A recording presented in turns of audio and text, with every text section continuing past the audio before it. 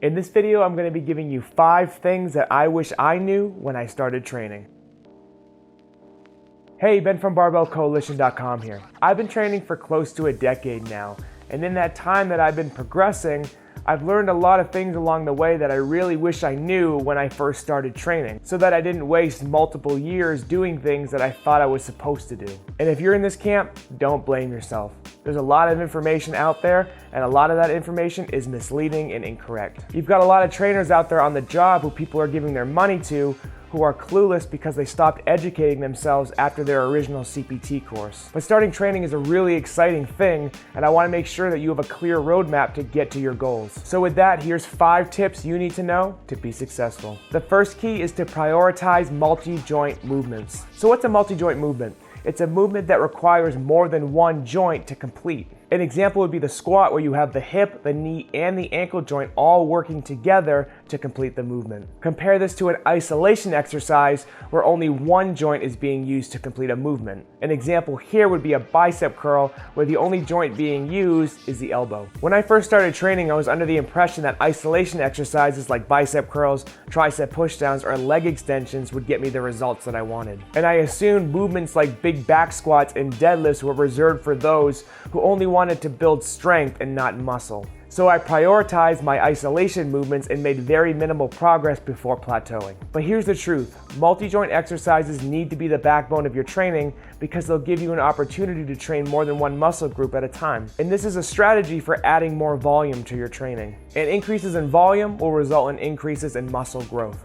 Isolation movements do have their place in a training program, but they should be reserved for the end of a training session after you've completed your main lifts. The real meat of your training should be compound movements performed in lower rep ranges. So I'm talking 4 to 6 reps here, because as you build strength, that strength will give you the chance to lift heavier weights for more reps, aka more volume, aka more muscle growth. And lifting heavier weights in the lower rep ranges will introduce your muscles to more mechanical tension, which is a factor when it comes to muscle hypertrophy. The second training tip is going to be to have a consistent routine that you can stick to. So if you're on Instagram or any other social media platform, you've probably seen fitness influencers post their workout of the day. And these routines that they're showing are always different and rarely look the same. And when you see this, like I did, you probably assume that you should be constantly changing up your routine. But the real reason why these fitness influencers post different routines every single day is because real training is boring and not interesting to highlight. All they're looking to do is to entertain and to constantly keep their audience engaged with their content. As I said, real training is boring. You're performing the same movements week to week,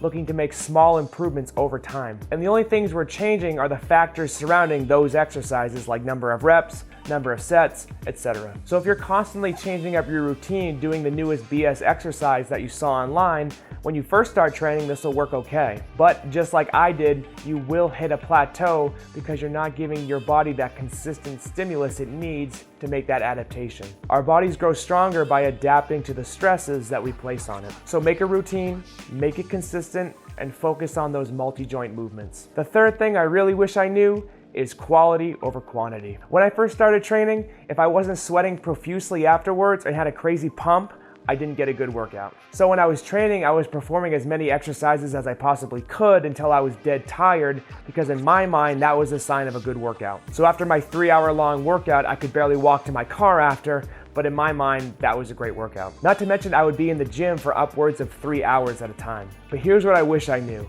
All that extra stuff I was doing in the gym was junk volume. Consistently honing in on your multi-joint movements and making small improvements in those exercises over time and recovering properly will deliver the results you want, period. This might mean that you're in the gym for an hour or less, around 3 to 4 days a week, and the rest of that time can be spent resting or in active recovery like walking, biking, or swimming. If you are performing extra long workouts, you're on a path for overtraining and overstressing your body. Because again, strength training delivers a stress to the body, and then at rest, our bodies adapt to that stress and grow stronger. The fourth training tip is going to be to stop following fad diets. It's 2022 and carbs are the root of all evil again. And if you even think about eating one carb, you're going to gain 50 pounds of pure body fat. So you should stick to eating meat and sticks and whatever else our ancestors ate. Do you know who peddles and promotes these no carb, all meat diets? Those who sell BS products based around that way of eating. Those who aren't actually interested in helping you get stronger and healthier. They just want your money. And I want to be clear, I'm not talking down to you like I'm some almighty genius who knows everything.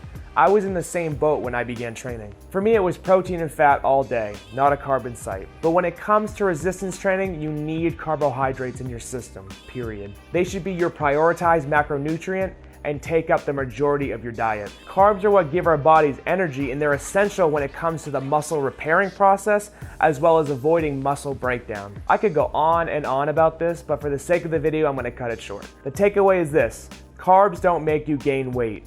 A calorie surplus makes you gain weight. Your body needs carbohydrates, so eat plenty of them. The fifth tip I'm gonna share with you is that genetics are a real factor. This is something that you need to keep in mind when it comes to the way that you look and the way that other people look. You'll often see articles when a movie star gets in great shape for a role where they'll share allegedly the way they ate and the way they trained to look the way they do. But here's the deal, I could do everything that Chris Hemsworth does to look like Thor. I could eat the way he eats, I can train the way he trains, I can take the same supplements that he takes, and I would never look like he does. This is because genetics play a big factor in things like how fat is stored on your body, what muscles are more prone to growth, and what your muscles look like on your frame. And yes, this is a sad truth.